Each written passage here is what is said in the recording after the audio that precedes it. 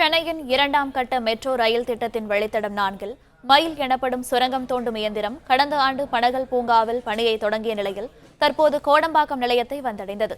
இது தொடர்பான மேலும் விவரங்களை எமது செய்தியாளர் யாதவ் பிரகாஷ் வழங்க கேட்கலாம். யாதவ் பிரகாஷ், வணக்கம். இது குறித்த கூடுதல் விவரங்கள் என்ன? சென்னையில் இரண்டாம் கட்ட மெட்ரோ திட்டம் 116.1 கிலோமீட்டர் தொலைவில் 3 வழித்தடங்களில் செயல்படுத்தப்படுகிறது. இவற்றில் கலங்கரை விளக்கம் முதல் பூந்தமல்லி பைபாஸ் வரையிலான 4வது வழித்தடம் முக்கியமானதாக பார்க்கப்படுகிறது.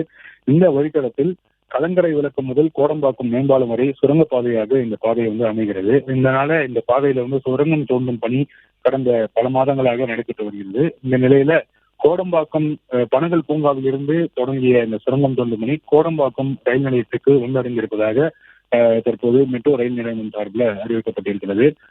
மயில் என்ற இயந்திரம் மூலமாக இந்த சுரங்கம் தோண்டும் பணி நடைபெற்று வந்த நிலையில கடந்த ஆண்டு மே 2ஆம் தேதி தொடங்கிய பணி இன்றைய தினம் கோடம்பாக்கம் ரயில் நிலையத்திற்கு வந்தடைந்திருக்கிறது. இந்த சுரங்கம் தோண்டும் பணியானது நிறைவு பெற்றிருக்கிறது.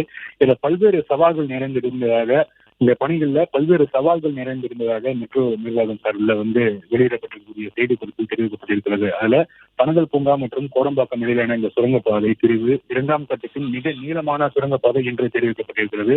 பல தேவாலயங்கள், முக்கிய ரயில் பாதைகள், பல உயர்ந்த கட்டிடங்கள், பழைய கட்டிடங்கள், இப்படி பல சவால்களை தாண்டி இந்த பணி நிறைவு பெற்றிருப்பதாக தெரிவிக்கப்பட்டிருக்கிறது.